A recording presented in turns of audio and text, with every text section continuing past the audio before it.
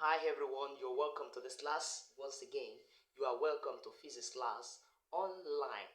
Please click the video, click the like button, and turn on the notification bell. Thank you very much. Alright, today we want to be looking at another wonderful topic in physics, which is fundamental quantities and units. At the end of this class, students should be able to, number one, differentiate between fundamental quantities and derived quantities. That's very important. The number two, student must be able to define fundamental units and derived units. The number three, student must be able to mention 7 fundamental quantities and units. The number four, student must be able to mention at least 20 derived quantities and their units. Remember, in the previous classes, we looked into introduction to physics, whereby I said that physics is the science subject that deals with the study of matter and energy, as well as the interaction between matter and energy. We also said that physics has some branches. We have the classical physics, and then we said we have the modern physics. Well, we said last class, we said the classical physics includes mechanics, heat, optics, waves, sound, and then we have the modern physics, where we have the geophysics, we have the astrophysics, biophysics, we have nuclear physics, we have engineering physics, and etc. There are more to this. We have mechanical engineering, we have chemical engineering, and so on and so forth. Alright, today, as we are looking at another topic in physics, you must understand that in physics, measurement is very important in physics. Measurement plays a vital and important role in physics. Why? Because in physics, no fact in science is accepted, no law is established unless it can be established and it can be exactly measured and quantified. I repeat myself, I said no law is established unless it can be exactly measured and quantified. However, every measurement required quantities of measurements and unit of measurement. So, which means we cannot say anything is accepted unless it can be measured, and that is why we are looking at measurement. But we cannot measure unless we know the unit of the measurement. Now, what is a unit? A unit has to be defined before any kind of measurement can be made. Then we have different systems of units which have been made in time past. This includes, we have the foot pound seconds, we have the centimeter gram seconds, and then we have the meter kilogram seconds. The meter kilogram seconds is like saying the SI unit, which is the new system which has now gained universal acceptance, and that is the Systemi International Unit, which is usually called the SI unit. Now let's go into this topic in details. We have two types of physical quantities. We said that matter is the study of the universe. It's anything that has mass and occupies spaces. And physics as a field of study studies into matter. And when we're talking about matter, matter has three states: solid, liquid, and gaseous states. All the states can now be reduced or broken down or subdivided into quantities, which are called the physical quantities. And that physical quantities are now of two types. We have the fundamental quantities, and then we have the derived quantities. So let's look at fundamental quantities. What is fundamental quantities? From the word fundamental, fundamental suggests that is the basics, that is the primary quantities of measurement. So in other words, we can say that fundamental quantities are the basic quantities that are independent of other quantities, and they cannot be defined in terms of other quantities. They are the basic quantities upon which most quantities depends. They are the primary quantities in which all other quantities depends on them. Now, what are fundamental units? The fundamental units, they are the units of fundamental quantities. They are also the basic units upon which every other unit depends. They are the unit of fundamental quantities, as I initially said. Now, in physics, there are three most important basic quantities in physics, which every student must know. The three most important quantities in physics are length, the mass, and time. The three most important physical quantities in physics are the mass, length, and time. Now, what are we talking about? Length. Length may be defined as the extent of space or distance extended. Length is defined as the extent of space or distance extended. Then we have mass. Mass is commonly defined as the quantity of matter or material in the body. Mass is commonly defined as the quantity of matter or material in the body. Then we have the time.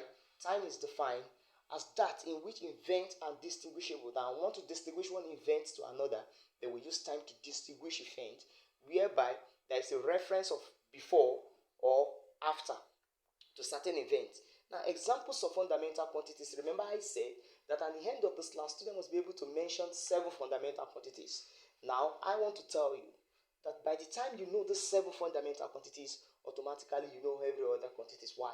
What I mean is that any other quantities outside these 7 fundamental quantities, they are regarded as derived quantities. So the students should master these 7 fundamental quantities, so you know that any other quantities outside these 7 fundamental quantities, they are regarded as derived quantities. So let's look at them. The 7 fundamental quantities are length, time, mass, electric current, temperature, amount, and luminous intensity. Why their units is as shown on the table. If I measure length, then the length is measured in meter. The time is measured in seconds. The mass is measured in kilogram. Current in ampere. Temperature in Kelvin. Amount of substance is measured in mole, while luminous intensity is measured in candela. Well, someone will ask me that length can also be measured in centimeter. Yes, but that is not the SI unit. That is why we said that the SI unit is a system that is now generally acceptable. So all measurements must be made in SI unit. Any other unit that is not in SI unit, then such unit is not valid. So even if we are given such unit, we need to convert it to the SI unit. Well, as we progress in this course, we'll be looking at in progress of this course, we'll also be looking how to convert from one unit to SI unit. So look at this chart. From this chart, you'll be seeing clearly the fundamental quantities and the fundamental units. You see the length, mass, and so on. You can pause the video and then you can just record this. Just have to take note of this one. Now let's move to the next thing now. Now we're looking at derived quantities. Derived quantities, they are the units. Derived quantities and derived units are those that are obtained by simple combinations of fundamental quantities and units. Now what we are saying is that derived quantities, they are made from fundamental quantities. The combination of fundamental quantities produce derived quantities. Now, if you look at the chart below, you see area. Area is simply length times breadth. And what is the unit of area? The unit of area is meter square. If you analyze the unit clearly, you discover that area comprises of meter and another meter. That is combination of 2 meters. And each of the meter is a basic quantity, is a fundamental quantity. So if you look at it now, you discover that area, though, is a derived quantity. Why is it derived quantity? Because it is made up of fundamental quantity, which is meter and meter. So let's look at other quantities. You discover that volume is made up of also length. Density is made up of mass and length. If you look at velocity, velocity is also made up of the basic quantities, which is what? Length and time. If you look at acceleration, which is change in velocity over time, the unit, which is the primary unit, which is the basic unit, is length and time too, and so on and so forth. But we look at force. Force is mass times acceleration, which is in Newton. But we can break Newton down into smaller units. By the time we break Newton down, since force is mass times acceleration, and we know that mass is kilogram. And what is acceleration? Acceleration has been previously defined as the combination of mass, of length, and time. Of length and time. So therefore, force is just a combination of mass, length, and time. All right, let's go to the next slide. Now, other examples of derived quantities. We have the pressure, we have energy, we have power, we have impulse, we have moment, we have momentum, we have Young modulus, we have surface tension, etc. Now, derived quantities, they are obtained from simple combinations of derived quantities as illustrated in the chart below. So if you look at the chart below, you discover that the base unit of each derived quantities are shown on the page. Now, let's look at this first page. You see the quantities, all the quantities are derived quantities like area, volume, density, speed, acceleration.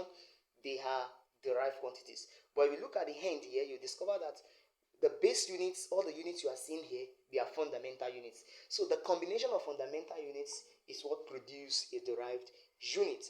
Or let me say a combination of derived quantity, a combination of fundamental quantities is what produce a derived quantity. Wow. Let's look at the differences now. between derived quantities and fundamental quantities. You can also look at the difference between fundamental quantities and derived quantities, and also that of unit. Now let's start with unit. Now, differences between fundamental unit and derived unit. Now, why do we have this chart? Because in an exam, the examination body may decide to have students to give 5 differences between fundamental units and derived units. They can also ask you to differentiate or give 5 differences between fundamental quantities and derived quantities. That's why we have this chart. So you can pause this video and just note and just take the note. But let me just read through. Our fundamental quantities, they are generally acceptable. Why? Derived quantities, they are just accepted. Now, fundamental quantities, they are based on international system. Why? Derived quantities, they are formulated from international system. You understand that they are formed from the basic system. International system is talking about the SI unit. Our SI unit is based on the fundamental quantities or fundamental unit. Now, they can stand alone. Fundamental quantity can stand alone, while derived quantity cannot stand alone.